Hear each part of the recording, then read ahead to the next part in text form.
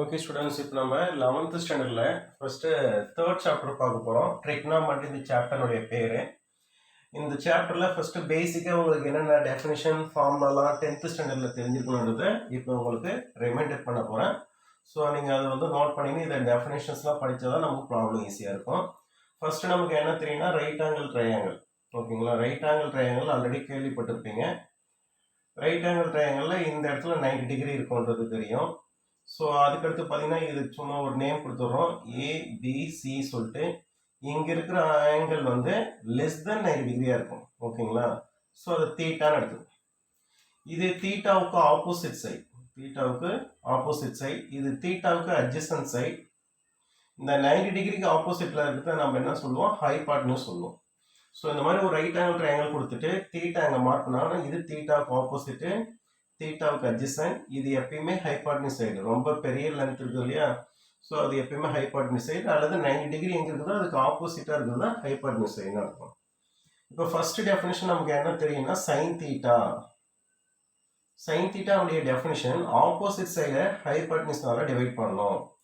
So diagram மூலியமாகவே நீங்கள் என்ன பண்ணணும், நல்லா தரவாக புரிஞ்சுக்கணும். சைன் தீட்டானா ஆப்போசிட் பை ஹைபாட்னியூஸ். ஸோ அதுக்கு அடுத்தது காஸ் தீட்டா. காஸ் தீட்டாவுடைய definition adjacent by hypotenuse. So adjacent side divided by hypotenuse side. So இந்த லென்த்தால டிவைட் பண்ணால் சைன் தீட்டா, இந்த லென்த்தால டிவைட் பண்ணும்போது காஸ் தீட்டா. ஸோ நம்பர் 3 பார்த்தீங்கன்னா டேன் தீட்டா.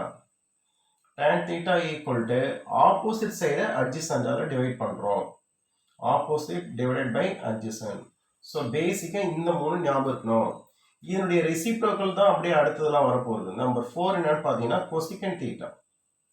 கொசிகன் தீட்டானா ரெசிப்ரோக்கல் ஆஃப் சைன் தீட்டா, அதாவது ஹைபாட்னியூஸை ஆப்போசிட்டால டிவைட் பண்ணுறது. Hypotenuse side divided by opposite side. So அதுக்கடுத்து பார்த்தீங்கன்னா சீக்கன் தீட்டா. சீக்கன் தீட்டானா வந்து காஸ் தீட்டானுடைய reciprocal, hypotenuse divide by adjacent side. Hypotenuse side by adjacent side. So அதுக்கடுத்து ஃபைனலாக பார்த்தீங்கன்னா நமக்கு காட் தீட்டா. காட் தீட்டா வந்து யாருடைய ரெசிப்ரோக்கல் பார்த்தீங்கன்னா அட்ஜசன்ட் பை ஆப்போசிட், அதாவது டேன் தீட்டாவுடைய ரெசிப்ரோக்கல் தான் காட் தீட்டான்ற விஷயம் தெரியணும். Adjacent side by opposite side. பேசிக்காக ட்ரிக்னாமெட்ரியில் முதல்ல இந்த 6 டெஃபினிஷனும் நல்லா ஸ்ட்ராங்காக சொல்ல தெரியணும். ரைட்டுங்களா, இப்போ இதை பேஸ் பண்ணி நம்ம என்ன பண்ண போகிறோம், ஒரு ப்ராப்ளமே கூட பாருங்கள். இப்போ என்ன செய்கிறாங்கன்னா இந்த மாதிரி ஒரு ரைட் ஆங்கிள் ட்ரையாங்கிள் கொடுத்துட்றாங்க. இது P, இது Q, இது R. உங்களுக்கு புரியுதுக்காக என்ன பண்ணால் இப்போ தீட்டாவை இங்கே எடுத்துடுறேன். ஓகேங்களா, இந்த லென்த்து 3, இந்த லென்த்து 4, இந்த லென்த்து 5. இப்போ நீங்கள் என்ன செய்யணும்னா ஜஸ்ட்டு சைன் தீட்டாவுக்கு என்ன வேல்யூ வரும்னா ஃபர்ஸ்ட் டெஃபினிஷன் பிரகாரம் ஆப்போசிட் பை ஹைபாட்னியூஸ். ஆனால் இந்த டயக்ராமில் தீட்டாவுக்கு ஆப்போசிட் சைடு வந்து 4, ஹைபாட்னியூஸ் சைடு வந்து 5. அப்போ 4/5 தான் சொல்லணும். தீட்டா இங்க இருந்தா இது ஆப்போசிட் சைடு, தீட்டா இங்க இருக்கும்போது இதுதான் ஆப்போசிட் சைடு. இந்த விஷயம் உங்களுக்கு தெரியணும் ஃபர்ஸ்ட். அதனால சொல்றத புரிஞ்சுங்க. ஆப்போசிட்னா யாருக்கு ஆப்போசிட்? இப்போ காஸ் தீட்டா வந்து அட்ஜசன்ட் பை ஹைபாட்னியூஸ். தீட்டாவுக்கு அட்ஜசன்ட் சைடுனா இது வராது, இதுதான் தீட்டாவுக்கு அட்ஜசன்ட் சைடு. ஸோ அப்போ 3/5. ஸோ நம்பர் 3 பார்த்தீங்கன்னா tan தீட்டா. tan தீட்டா அதே போல தான். tan தீட்டாவுக்கு என்ன definition, opposite by adjacent side.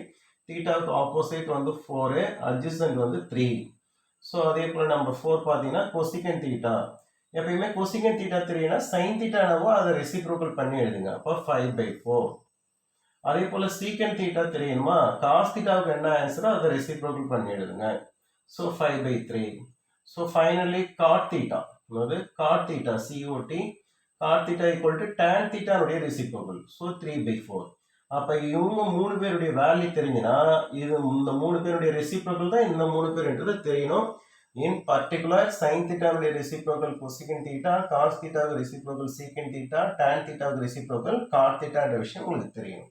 ஓகேங்களா, ஸோ இந்த டெஃபினேஷன்ஸ் ஸ்ட்ராங்காக மெமரி பண்ணுங்க. இந்த ரெசிப்ரோக்கல் கான்செப்டையும் ஸ்ட்ராங்காக மெமரி பண்ணுங்க.